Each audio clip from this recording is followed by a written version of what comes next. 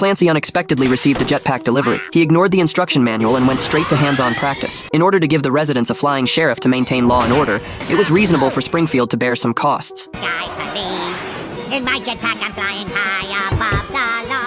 Since he was constantly with the flying device, the smell of his sweat soon became unbearable. Just then, a group of soldiers suddenly burst through the door. The general stated that this military jetpack had been sent to the wrong place. However, Clancy had no intention of returning it. After all, having experienced the feeling of being a flying cop, he looked down on people whose feet touched the ground. Seeing this, the military directly opened fire, ready to send him on his way. This is the end of Sky Police. Left with no choice, Clancy had to give up his dream of ascending to the skies. He watched as the flying device disappeared into Springfield's airspace. As if guided by God, it crashed directly into the church. You were the wind beneath my ass. At the same time, the Simpsons happened to be heading to church for worship. Bart was very angry about this time-wasting activity. My prayers were answered. Although the church had insurance, Springfield's insurance company had a non-coverage clause. As long as they found a tricky angle, they could reject the church's claim. Those who didn't want to attend worship sang and danced with joy.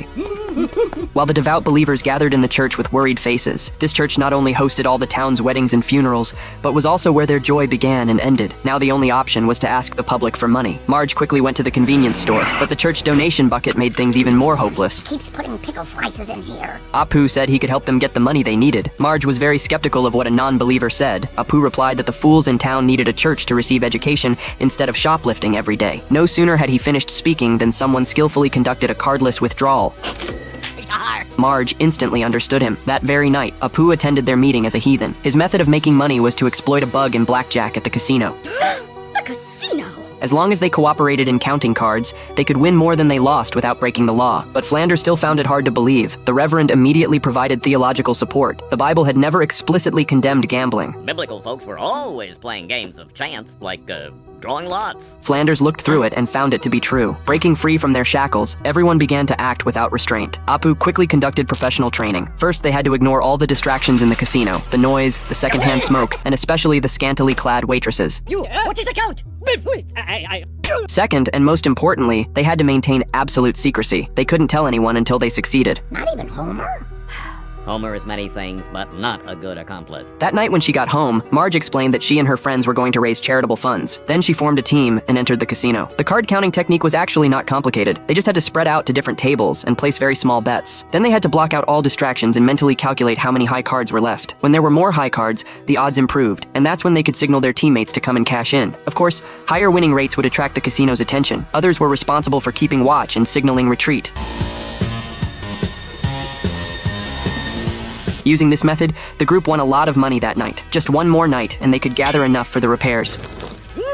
The next day, everyone found Apu to regroup, but Apu said the casino had definitely spotted them. The only solution was to disguise themselves. The Reverend quickly put together a cool outfit for himself. Seeing this, the others also changed their appearances. Meanwhile, Bart and Lisa got out of school early and arrived home. The moment they opened the door, they were both shocked. Caught with her disguise exposed, Marge had to tell the two children everything. They were fighting to rebuild the church, but they had to keep it a secret for her first. The disguised squad returned to the casino. Sure enough, they were already being watched on the monitors, but their new looks and new signals allowed them to complete the mission without incident. The group quickly found a small motel and dumped the winnings on the bed. This was the most thrilling activity they had ever participated in God's name. That night, Marge excitedly prepared to confess everything to Homer.